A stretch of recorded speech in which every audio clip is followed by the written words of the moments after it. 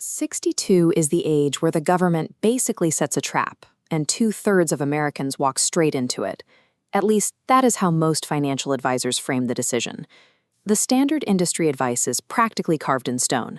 Delay filing for Social Security until age 70 to maximize your monthly payout. The math on this gets so complicated that the Social Security Administration used to have a calculator on their website to help citizens decide. But then they deleted it. People were systematically misinterpreting the volatile math, and the government realized a single tool couldn't account for every individual reality. That traditional wait until 70 rule has a massive blind spot. It ignores your personal health history, your spouse's earning record, and what the stock market happens to be doing the day you retire. Treating Social Security like a generic math problem is a risk. This is a highly personalized timing decision.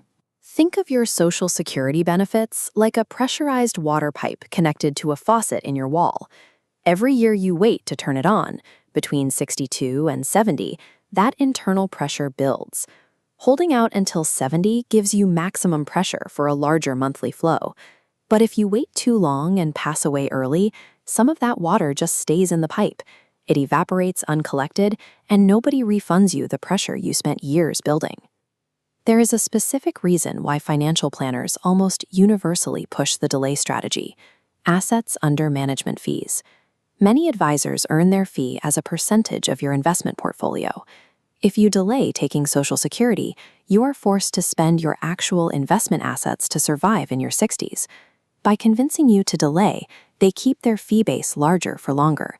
While advisors aren't necessarily acting in bad faith, structural incentives often bias them toward the delay strategy, regardless of your personal risk factors. This chart shows the classic break-even analysis. It's the foundational math used to justify waiting until 70. You plot the total dollars collected if you file early at 62 against filing at 70. The point where the late filing line finally intersects and yields more money is usually in your early 80s. To make this model work, the government's actuarial tables assume an average life expectancy of 84 years for someone who has already reached age 62. Watch how sensitive this math is. If we drop that life expectancy assumption by just 6 years, moving it from 84 down to 78, the financial advantage flips. The early filing line yields a higher total return. The central flaw in the break-even model is the assumption that we know exactly when we'll die. Optimizing for an average 84-year lifespan is a significant financial risk if your personal health or family medical history suggests a different timeline. There is a critical scenario where early filing defies conventional wisdom: married couples navigating a serious health diagnosis. This requires two variables: a significant lifetime earnings disparity between spouses and a higher-earning spouse facing a shortened expected lifespan. This setup allows for a double-dip maneuver. When a spouse passes away, the surviving partner inherits the deceased spouse's larger benefit amount. To capture this immediate cash flow, the lower earner accepts a permanent reduction on their own record by filing early at 62. When facing a terminal diagnosis, standard optimization math breaks down. The priority shifts to immediate capital extraction for the household. Consider Sandra.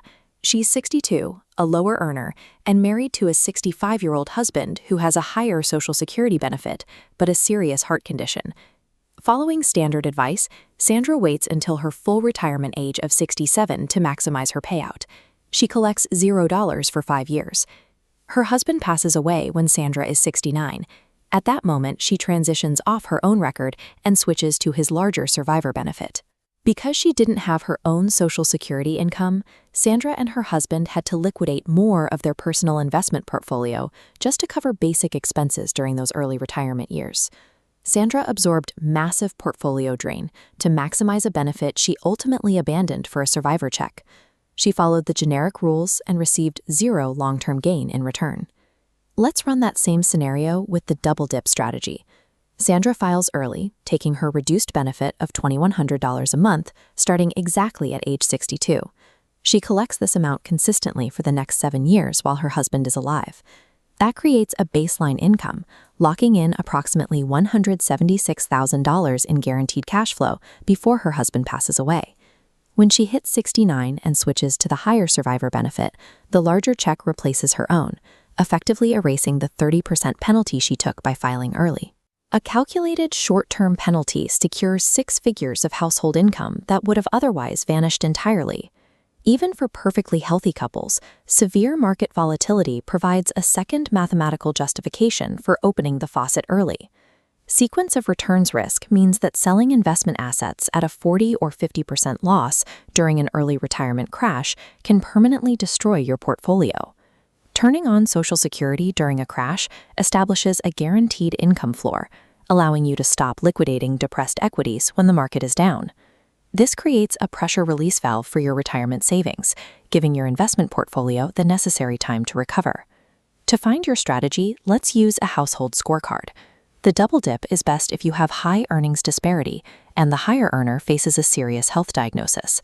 Delay is optimal if you're in excellent health, have identical earnings, and a strong portfolio yield. Ask your financial planner to run combined household models that include spousal and survivor benefits, rather than relying on a single life chart. Social Security is a safety net you paid for. Turn the faucet on when the timing protects your household's reality, rather than chasing a generic formula.